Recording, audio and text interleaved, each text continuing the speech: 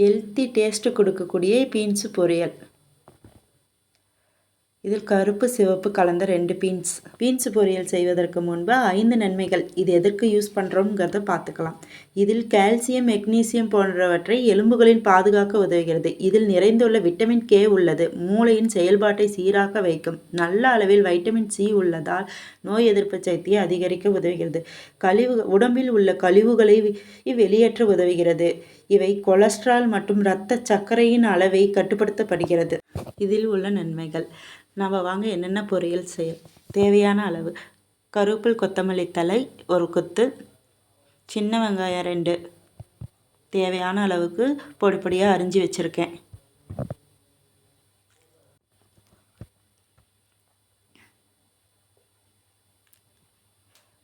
ரெண்டு பச்சை மிளகாய் காரத்துக்கு தேவை.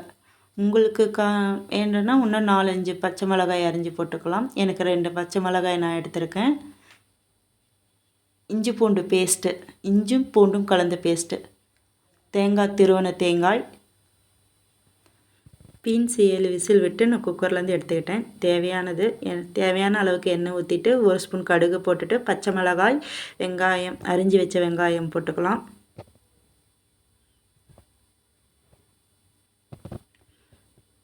நல்லா அடுப்பில் சிம்மிலேயே வச்சுக்கலாம்.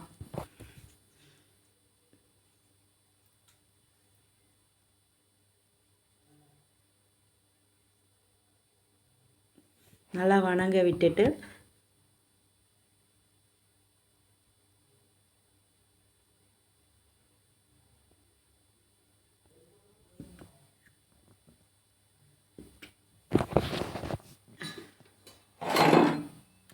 ஒரு கொத்து கருவேப்பிலை,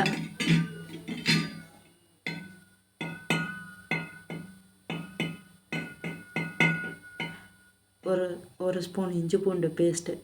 நான் எதுவும் மிக்ஸ் பண்ணலை. இஞ்சி பூண்டு பேஸ்ட்டில் வெறும் இஞ்சி பூண்டு மட்டும்தான் அரைச்சி எடுத்துருக்கேன்.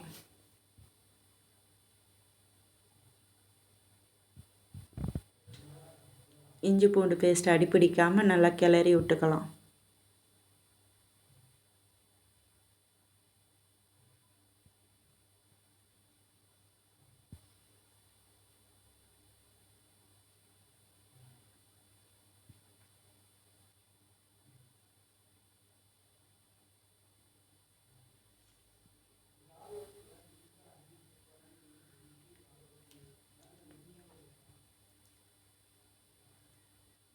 ஒரு ஸ்பூன் மஞ்சத்தூள்.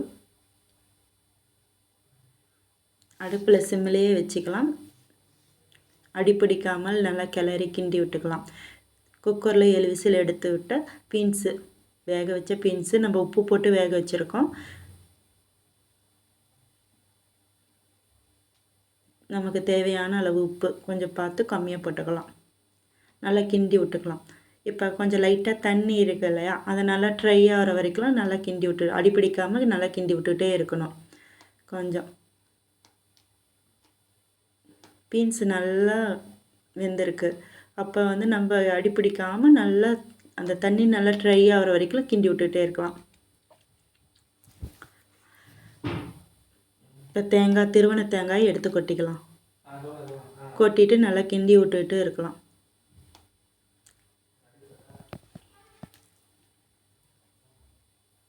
நல்லா கொஞ்சம் ஒரு 5 நிமிஷம் நல்லா கிண்டி விட்டுட்டே இருந்துட்டு எடுத்து வச்சுக்கலாம். இப்போ கருவேப்பிலை, கொத்தமல்லி தழை கடைசியாக போட்டுக்கலாம்.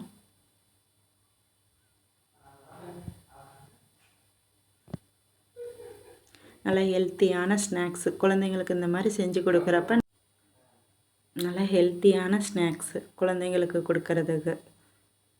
இந்த வீடியோ பிடிச்சிருந்தால் லைக் பண்ணுங்கள், சப்ஸ்கிரைப் பண்ணுங்கள், ஷேர் பண்ணுங்கள். நன்றி.